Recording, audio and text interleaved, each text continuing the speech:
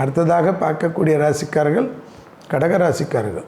கண்டிப்பாக வேலைக்கிழமையில் தெய்வ வழிபாடு, அம்பாள் வழிபாடு அல்லது உங்களுக்கு பிடித்த வழிபாடு செய்வது நிறைய விஷயத்திற்கு அனுகூலம், மன நிம்மதி, டிப்ரெஷனை போக்கும், தப்பாக முடிவு பண்ணாமல் இருக்கக்கூடிய அமைப்பு ஏற்படும். இது ஏதாவது ஒரு அவசரத்தனத்தில் எதுவும் செய்துவிட்டு மாட்டிக்கொள்ளாதீர்கள். சட்டத்துக்கு புறம்பானவர்களுடைய நிழல் கூட அண்டாமல் பாதுகாத்து கொள்ளுங்கள். கடகராசிக்காரர்களுக்கு தொழில் ரீதியாக அனுகூலங்கள் நிச்சயமாக தடைப்படும். மேலதிகாரிகள் வம்பு வழக்குகளை உங்கள் மீது திணிப்பார்கள். பயணங்கள் காணப்படும்.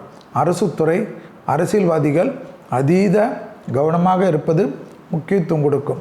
தேக ஆரோக்கியத்தில் சிறு உபத்திரம் இருந்தாலும் நரம்பு சம்பந்தப்பட்ட உபத்திரம், தூக்கமின்மை, மன அழுத்தம், வயிறால் தொந்தரவெல்லாம் இருந்தாலும் குடும்ப மருத்துவரை பார்த்து கொள்வது நலத்தை தரும். சுயமாக நீங்களே மருந்து மாத்திரைகளை எடுத்துக்கொண்டு வம்பை விலக்கு கொடுத்து வாங்காதீர்கள்.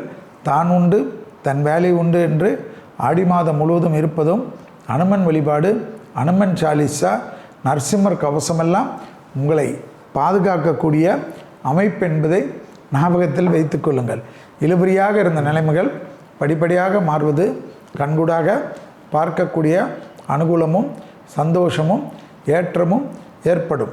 வியாபாரத்தில் இருந்த சிக்கல்கள் பரிபூர்ண நிவர்த்தி ஏற்பட்டாலும் ஜிஎஸ்டி, இன்கம் டேக்ஸ் போன்ற விஷயத்தில் கவனமாக இருப்பது கடகராசிக்காரர்களுக்கு முக்கியம் ஐயா என்பதை ஞாபகத்தில் வைத்து கொள்ளுங்கள்.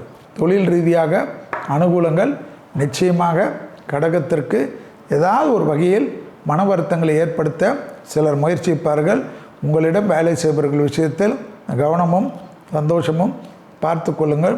எடுத்த காரியங்களில் ஜெயம் காணப்படக்கூடிய நல்ல காலகட்டம் என்பதை கடகராசிக்காரர்கள் எந்த தடையாக இருந்தாலும் பொறுமை காப்பதும், தெய்வ வழிபாடுகள் வைத்துக் கொள்வதும், மகான்கள் ஆசீர்வாதத்தையும் மகான்கள் நாமத்தை கூறுவதும் அனுகூலமே.